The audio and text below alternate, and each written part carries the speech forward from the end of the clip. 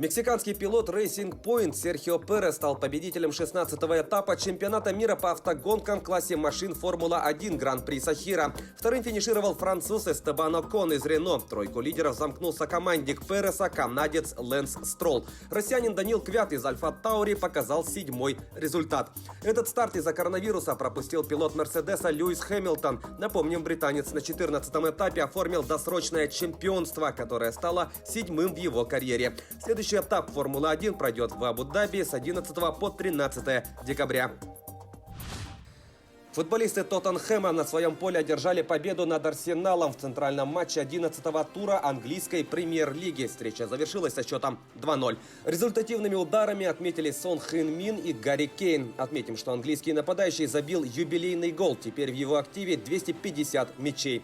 Тоттенхэм продлил беспроигрышную серию в АПЛ до 10 матчей. Команда вышла на первое место, набрав 24 очка.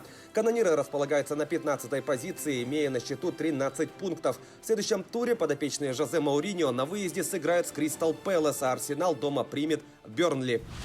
Столичный ЦСКА со счетом 2-2 сыграл в ничью с подмосковными Химками в домашнем матче 17-го тура Тинькофф российской премьер-лиги. В составе армейцев взятие ворот провели Никола Влашич и Илья Шкурин. У гостей отличились Илья Кухарчук и Резуан Мирзов. ЦСКА упустил возможность догнать «Зенит» и «Спартак», которые с 35 очками лидируют в чемпионате.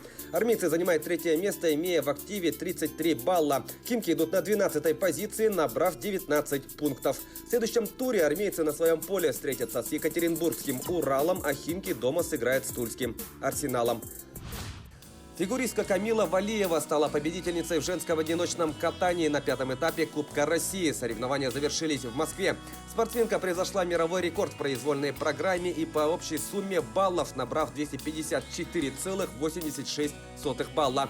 Второе место заняла Ксения Цыбинова. У нее 198,44 балла. Третьей стала Анастасия Тараканова с результатом 195,27 балла. В мужском одиночном катании победу праздновал Петр Гуменник. В его активе 247,14 балла. На второй позиции турнир завершил Егор Рухин, у которого 246,49 балла.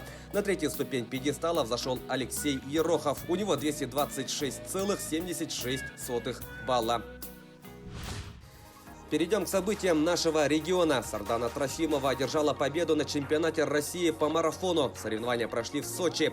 Якутянка финишировала первой, выполнив олимпийский норматив. Дистанцию 42 километра 195 метров якутянка пробежала за 2 часа 27 минут и 7 секунд. Сообщается, что это лучший результат сезона. Отметим, что финишировавшая второй Татьяна Архипова отстала от победительницы на 4 минуты.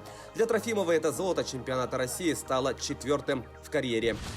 Многоборец Леонид Филиппов стал победителем игр Дыгына. Турнир прошел в Якутске в центре спортивной подготовки «Триумф» без зрителей. Амгинский спортсмен набрал 31 очко. В якутских прыжках он занял 4-е место, в дисциплине Тутумер-Гир 2-е, в масс-рестлинге 11-е, в стрельбе из лука и беге 1-е место, в борьбе хапсагай 3-е и 9-е в перетаскивании камня. Второе место в общем итоге занял Артем Варданян из Намского Улуса. Третьим стал Егор Филиппов из Хангаласского Улуса. Для Леонида Филиппова эта победа на играх Дыгына стала первой. В качестве приза ему был вручен сертификат на 1 миллион рублей. Таковы главные спортивные новости к этому часу. Занимайтесь спортом и будьте здоровы!